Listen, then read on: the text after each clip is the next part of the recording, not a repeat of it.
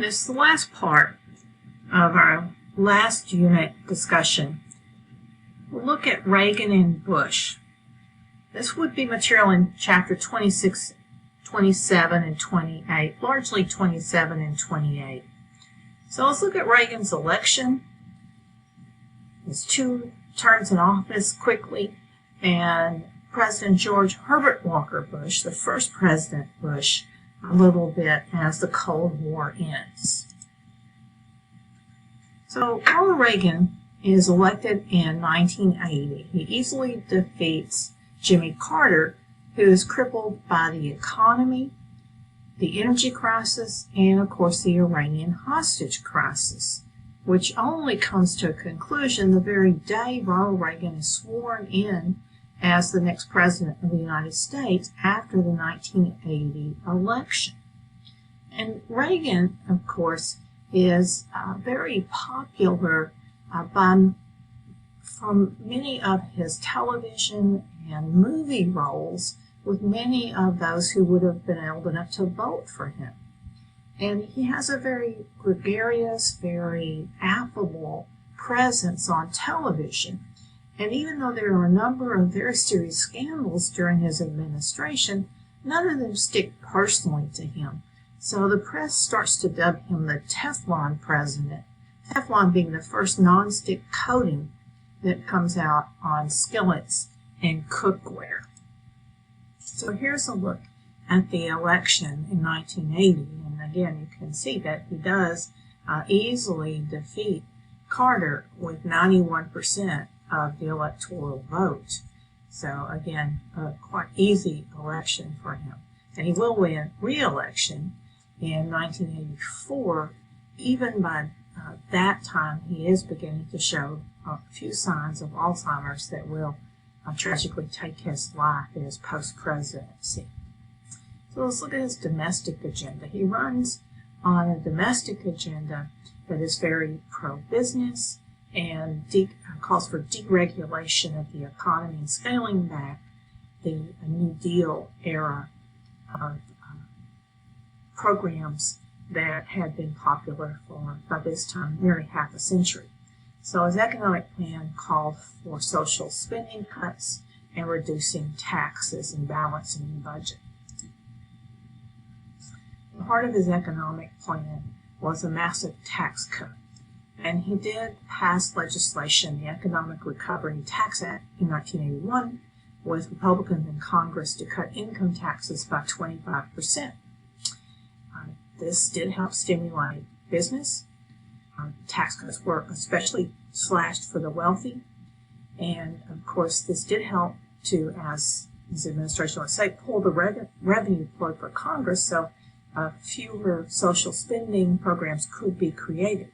The result of this, though, was to triple the national debt because of increased spending for defense and fewer, of course, revenue streams for the national government.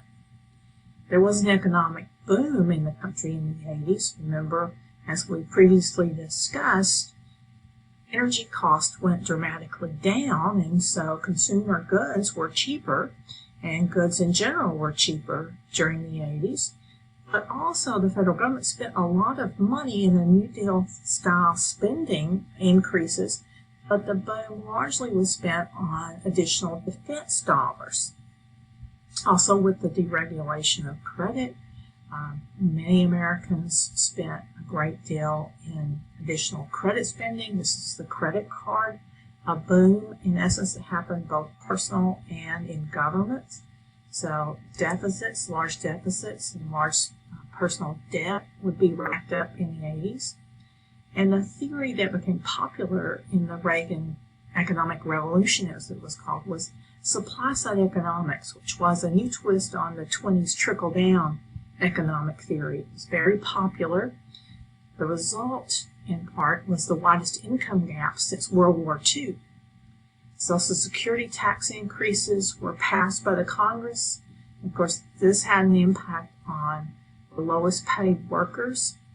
It helped increase the income gap, and those who were paid in the highest income brackets saw their wealth increase dramatically, nearly 40% increase. And so you can see on the bar chart here that changes in real family income did increase dramatically for those in the top income brackets. The higher middle class income brackets grew. Middle class income grew just marginally, and of course those in the working class saw extremely small income gains, and those in the working class saw their income in fact diminish and drop. So the old adage, the rich got richer and the poor got poorer, literally happened in the 1980s. And so we're seeing that today when we talk about disparity of so many essential workers like grocery store workers and nursing home workers. We see that trend really develop in the 1980s. Could include teachers in that, by the way. In foreign policy and in defense policy, we saw a great deal of increase in spending. Star Wars, as it was called, SDI, which was a very expensive missile defense system that is developing to the present, but it did not test well in the 80s, was very much a centerpiece of the Reagan era. There would be interventions in Lebanon and Central America. The biggest scandal of the era was the Iran-Contra scandal, an arms for hostages deal that involved Oliver North, who was convicted, but his conviction would be overturned because he had been granted immunity in congressional testimony, and some of that ended up being used in his trial, so that's why his trial was voided, why his conviction rather was voided. In an independent counsel investigation run by Counsel Walsh, the report did find that both Presidents Reagan and Bush knew of and withheld information from Congress. That report came out after both men were out of office, so it did not have an impact on in terms of impeachment or any punitive actions on those presidents.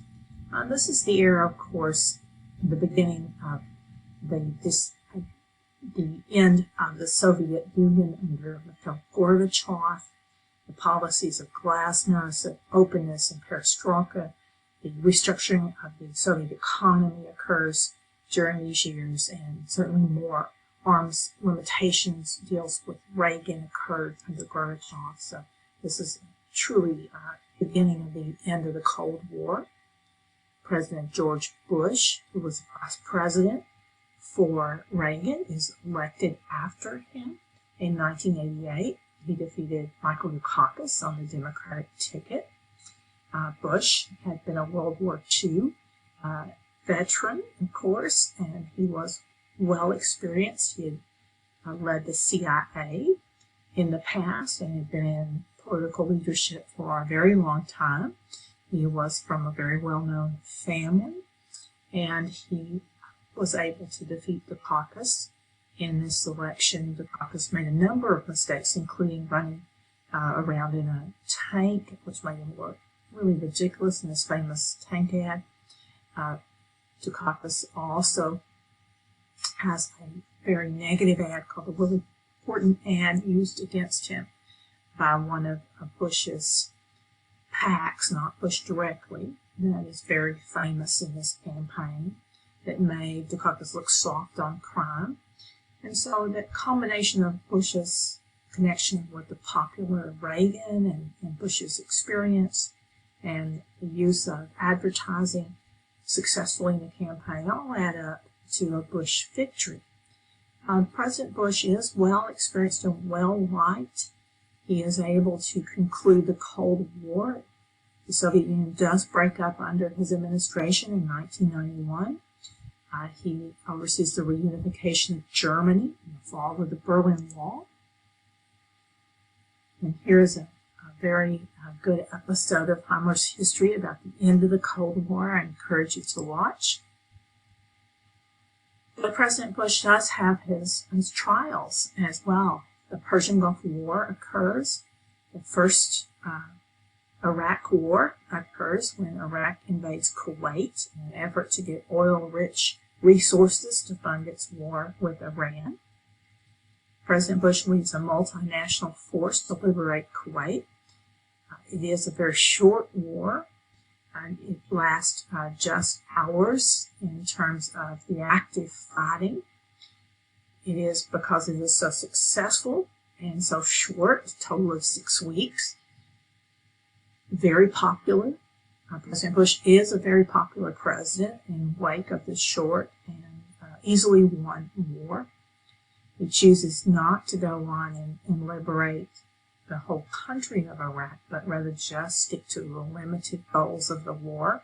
So Saddam Hussein was the leader then, and he remained in power with limitations on his military and limitations on his power, but he remained in place.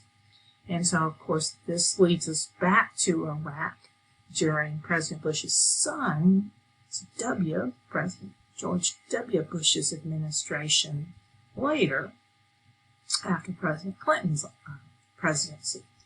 But at the time, President Bush remains very, very popular. However, within the year, the United States experiences a recession.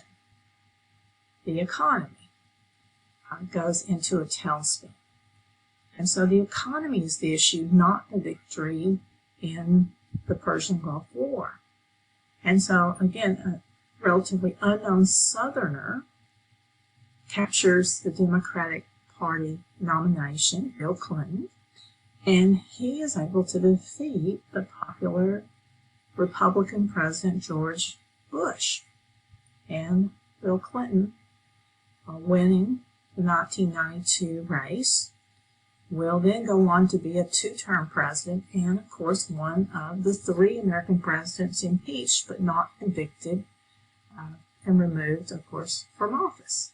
So we go into the 90s, the Clinton era, and then back to another President Bush, and now, of course, to Obama, and then to Donald Trump. And we are now in an election year, and we will see, of course, what happens shortly. Well, this brings us to the end of the assigned materials with the rise of Bill Clinton. And the history books are, of course, still to be written about Clinton's record. So we will stop here.